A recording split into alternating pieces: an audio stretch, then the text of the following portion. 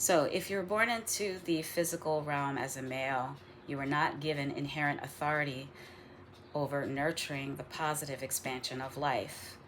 Your mission is to balance the soul. And that is because when you look at the word masculine, it has a principle of 34, which is the root 7. And 7 in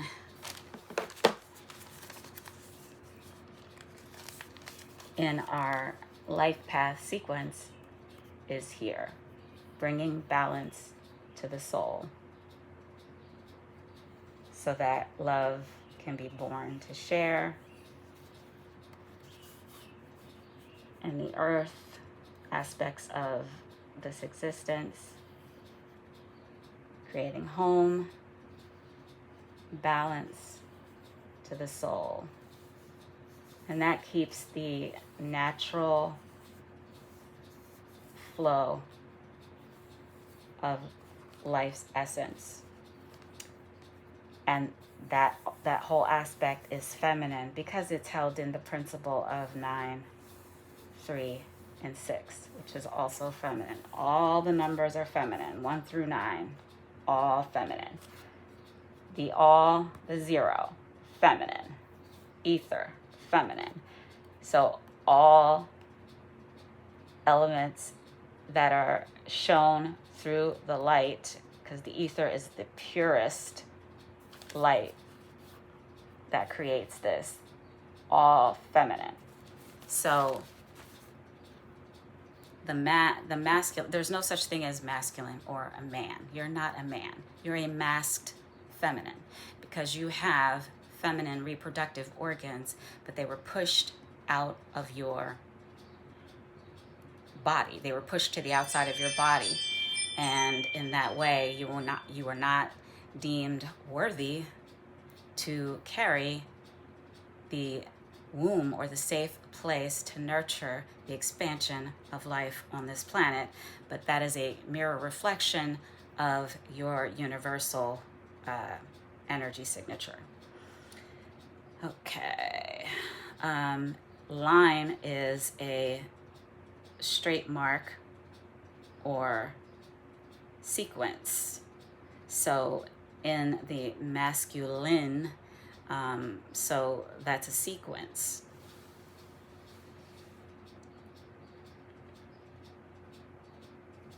Your mission is to balance the soul and come into balance with yourself as you help maintain balance in the world and the universe for feminine action. Sorcery and witchcraft is also held in the etymology of the word masculine, not so with the word feminine.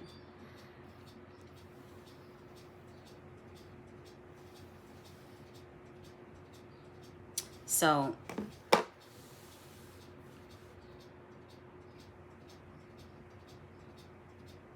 a woman is not a witch. Women are not doing witchcraft because women are born as masters.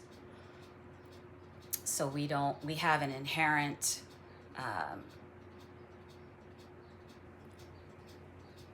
master position. We are the action.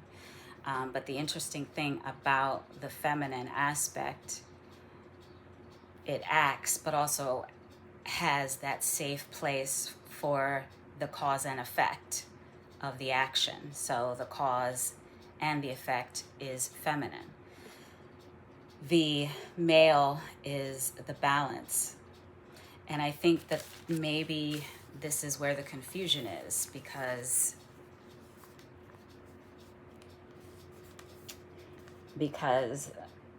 the male aspect of balance, maybe that's the motion. Maybe that's, in essence, time, maybe. So time would be something that wouldn't be real because it's identifying with the masculine aspect? I don't know. That's a question mark. So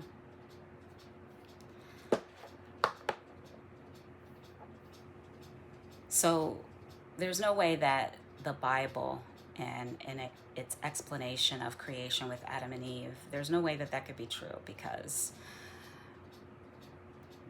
just by definition of the universe is a light spectrum, and light creates space and time and mind. And those things are all feminine.